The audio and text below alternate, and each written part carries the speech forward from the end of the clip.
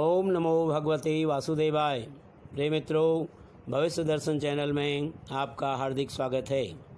आज हम बात करते हैं हरतालिका तीज 2020 के विषय में।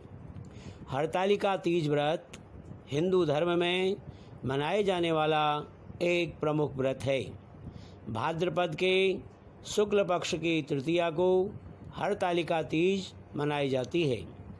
भाद्र की शुक्ल पक्ष की तृतीया को हस्त नक्षत्र में भगवान शिव और माता पार्वती के पूजन का विशेष महत्व है। हरतालिका तीज व्रत कुमारी और सौभाग्यवती स्त्रियां करती हैं। विधवा महिलाएं भी इस व्रत को कर सकती हैं। हरतालिका तीज व्रत निराहार और निर्जल किया जाता है। मान्यता है कि इस व्रत को सबसे पहले माता पार्वती ने भगवान शंकर को पति रूप में पाने के लिए किया था। हरतालिका तीज व्रत करने से महिलाओं को सौभाग्य की प्राप्ति होती है। क्या है हरतालिका व्रत के नियम?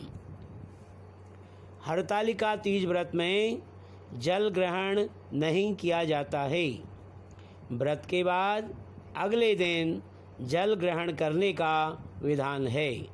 हरतालिका तीज व्रत करने पर इसे छोड़ा नहीं जाता है। प्रत्येक वर्ष इस व्रत को विधि विधान से करना चाहिए। हरतालिका तीज व्रत के दिन रात्रि जागरण किया जाता है। रात में भजन कीर्तन करना चाहिए। हरतालिका तीज व्रत कुंवारी कन्या सौभाग्यवती स्त्रियां करती हैं। शास्त्रों में विधवा महिलाओं को भी यह व्रत रखने की आज्ञा है। अब क्या है व्रत व उसकी पूजा विधि? हरतालिका तीज पर माता पार्वती और भगवान शंकर की विधि विधान से पूजा की जाती है।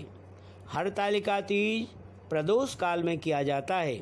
सूर्यास्त के बाद 3 मुहूर्त को प्रदोष काल कहा जाता है। यह दिन और रात के मिलन का समय होता है। हरतालिका पूजन के लिए भगवान शिव, माता पार्वती और भगवान गणेश जी की बालू, रेत व काली मिट्टी की प्रतिमा हाथों से बनाएं।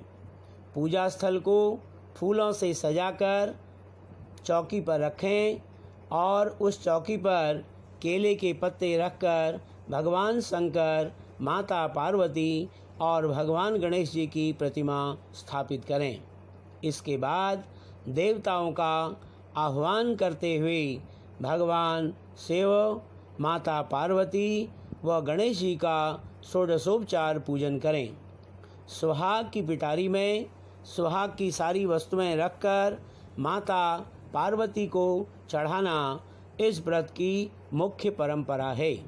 इसमें शिवजी को धोती और अंगोछा चढ़ाया जाता है।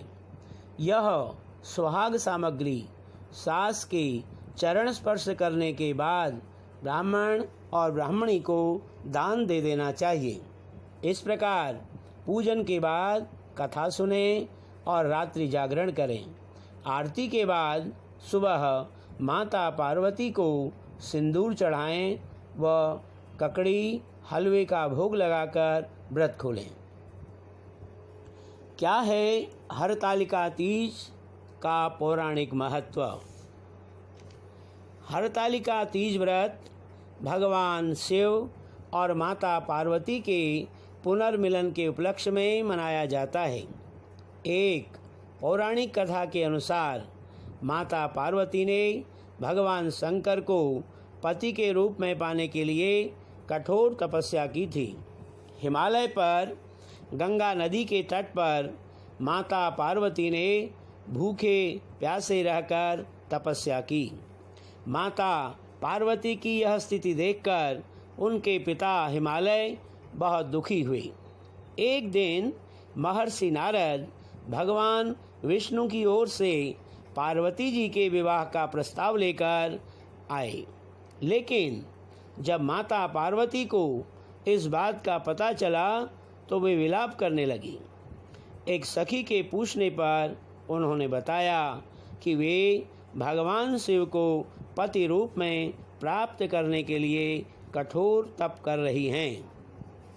इसके बाद अपनी सखी की सलाह पर माता पार्वती वन में चली गई और भगवान शिव की आराधना में लीन हो गईं। इस दौरान भाद्रपद शुक्ल पक्ष तृतीया के दिन हस्त नक्षत्र में माता पार्वती ने रेत से शिवलिंग का निर्माण किया और भोलेनाथ की आराधना में मग्न होकर रात्रि जागरण किया। इस प्रकार माता पार्वती के कठोर तप को देखकर भगवान शिव ने उन्हें दर्शन दिए और पार्वती की इच्छानुसार उन्हें पत्नी के रूप में स्वीकार किया। तभी से अच्छे पति की कामना और पति की दीर्घायु के लिए कुंवारी कन्या और सौभाग्यवती स्त्रियां हरतालिका तीज का व्रत रखती हैं और भगवान शिव व माता पार्वती की पूजना अर्चना कर आशीर्वाद प्राप्त करती हैं।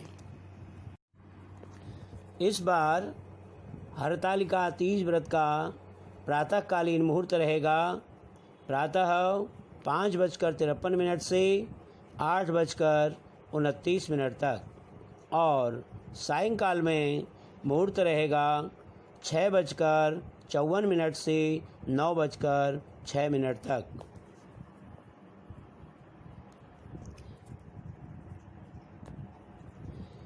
कर्पूर गौरम करुणावतारम संसार सारम भुजगेंद्रहारम सदा वसंतम हृदयारविंदे भवम भवानी सहितम नमामि। ऐसे भगवान शंकर और माता पार्वती सभी व्रतियों का मंगल करें तथा उनके जीवन में सुख, समृद्धि, सौभाग्य तथा आरोग्यता प्रदान करें। आप सभी को हरतालिका तीज व्रत की हार्दिक शुभकामनाएं। धन्यवाद।